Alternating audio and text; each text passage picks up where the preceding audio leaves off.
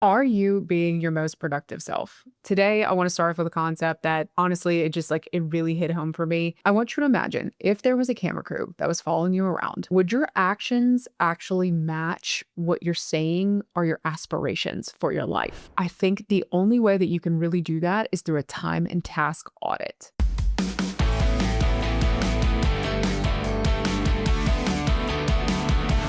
Hi there, if you're new here, my name is Peyton Thompson. I'm the founder of Avolv, and I'm building playbooks for life to ideally make your life just that much easier and adulting that much easier so that you can continue to grow, evolve, and own your story. I think a lot of us just feel like we're doing the most of our time because we're busy always. But are you busy on the right things? And are you busy on the things that you need to do at the right times? And whenever you do this audit for yourself retroactively, you might actually see that your calendar tells you a different story than what you thought that it was telling you. So now we're going to flip the script and be proactive to set up your calendar for success, identifying a schedule that supports your goals and energy sustainably. All right, so there are two parts to this audit. First, it's your time, then it's your tasks. Do them together, and I can assure you that you are going to notice a difference in how your week plays out. There's a free template below. You can grab it for yourself if you want to do this there. It will walk you through the exercises that I'm about to talk you through. So start by opening up that template. In the first section, there are guidelines. I'm going to talk you through them right now. But in the next section, it actually gives you the opportunity to do some reflection so you can answer the questions that I'm prompting you with here right now in that section. And then you're going to map out your ideal week. So let's talk about how to do this. So first and foremost, I want to tell you about your energy zones. This was actually a concept that I got from Carey Nieuwhof on an interview that he had done with Craig Rochelle. It was fantastic. I'll link it below. And I have applied these principles in a slightly different manner to my life ever since. Let me tell you, they are such a game changer. So what are energy zones? You have 3 different categories. Your green zones are best for hours of the day to be super productive. You feel very focused and you can get quote unquote in the zone in these hours. Your yellow zones, these are not necessarily the worst productivity hours, but they're not peak times either. This is great for like admin, emails, and errands. And then you have your red zones. These zones are times that you feel super drained or sluggish and just need to like rest, recharge, and this is a no-go for any critical tasks. So go ahead and answer that first question of what chunks of time align with each energy zone for you. Just for example, for me, my mornings are my green zones. I'm like, I can do anything. I can be superwoman in the morning from like 6 to about 12, especially like if I'm fasting, I can crush things in that time. But then I hit a red zone, which is kind of funny because it's in the middle of the day. But after I eat lunch,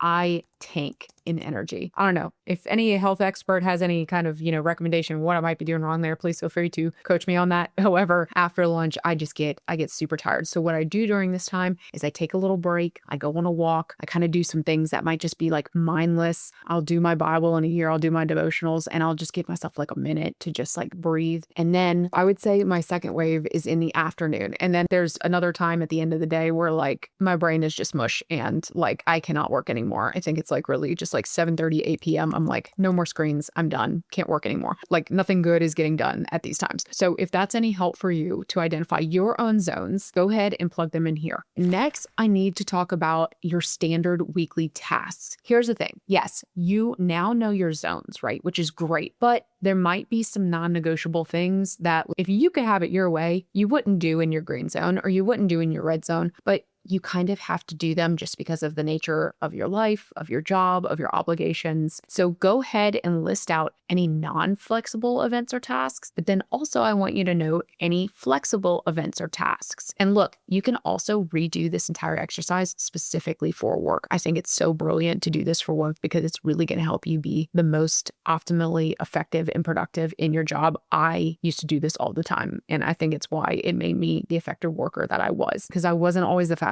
I wasn't always the best at stuff, but if I could plug in exactly when I could be my best and when I could be most effective, that was my key to success in work. That's still what I do today in work to the best of my ability, but entrepreneurship requires you to wear a lot of hats. So sometimes I don't get to do things in the zones that I want to do them, but I still know this is my best time to work, mornings and then afternoons, but then middle of the day, and then night, done. And then last but not least, we have to categorize your weekly tasks. So here you are also going to categorize your tasks into green, yellow, and red zones. The green are really these tasks that are super important. They're very life-giving to you, or they make a significant difference whenever you can focus on them well in your job or in your life. The yellow tasks are not super exciting, or they're not extremely important, but they're also not like terribly boring or mission critical either. And then your red tasks are draining, and it would just be better served by somebody else to do them. This category could also be identified as your recovery tasks and time. That's what I actually use my red zone for, because I don't have the luxury right now of saying like, I need to pass off these tasks, or like, I don't want to do these tasks. I'm the chief everything officer at this moment. So I personally use my red zones, like I said, after lunch as my recovery time. And then at night, whenever I'm winding down for bed, that's also my recovery time in my recovery zone. So that could also be what you use your red for if you're in a similar situation. So now that you know these tasks light my heart on fire, these are kind of like,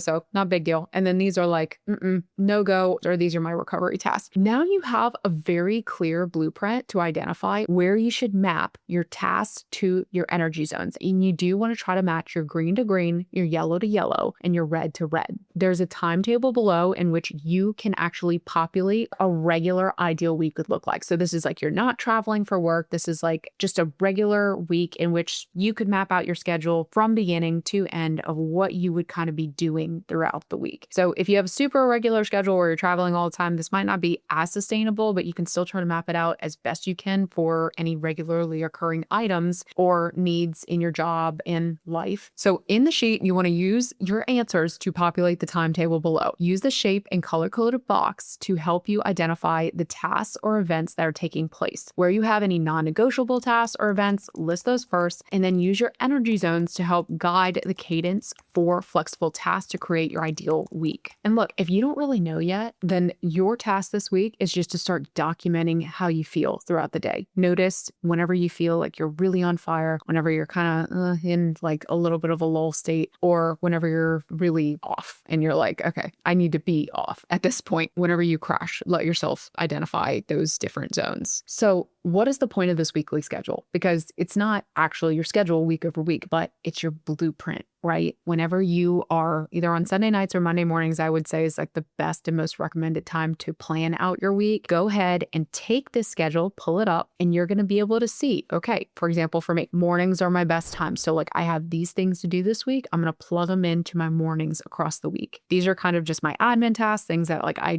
have to do, but they're like, okay, they don't require a ton of brain power. I'm going to plug them into my afternoons. And then any of my recovery periods right after lunch or right at the end of the day after dinner. So I guess those are my two times that I tank after I eat. That's where my recovery time is going to go. So it just very clearly gives you an idea of these are my reoccurring things that I have during the week. These are my non-negotiables that I can't move. But then here are my flexible tasks that I can plug into this weekly schedule so that I can really optimize it where I have the power to do so. And then I'm going to use that schedule as a template to then populate my calendar week over week. I would say the best way to do this is open up your digital calendar, or if you have a physical planner, go ahead and just time block your activities. Open up that baseline schedule, dump everything out on a piece of paper that you have to do for that week, and then categorize them by green, yellow, and red. And you know your energy zones now, plug them into the zones that they belong to, and then color code those activities. This is really going to help you get extremely practical about how much you can effectively accomplish in a week. For me, sometimes I get this like superwoman mentality where I'm like, I could do a million things in a week plus 4.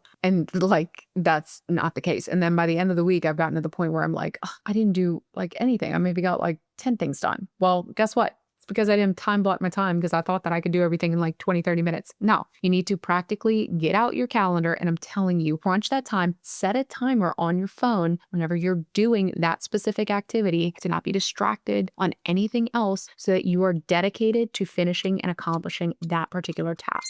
This is how you win. From this, you're going to see that natural rhythm, like you're not fighting your body and your brain anymore, and you're protecting your most important and precious time so that you can be the most effective in your life and your work. Once you have your answers to this blueprint, the key here is consistency. Your calendar should reflect your energy, not just your obligations. And what's cool about time blocking is you can move the blocks around if needed. So if you don't get to it that day or something takes way more time than you expected, then just go ahead and shift the block. Sometimes life happens, you just need to be adaptable and adjust. Well, that's fine because at least you have a log to go off of and you can very easily shift things around as needed in your digital calendar. So in this video, I hope you can take away a couple things. One is to identify your energy zones. Two is to identify your non-negotiable tasks and then your flexible tasks that you can do. And three is to identify what tasks are green, yellow, and red for you, which tasks light you up, which are kind of so-so, and which are no-goes. So you can optimally try to match them to your time and energy zones. Because here's the deal. Whenever you manage your time around your natural energy, you stop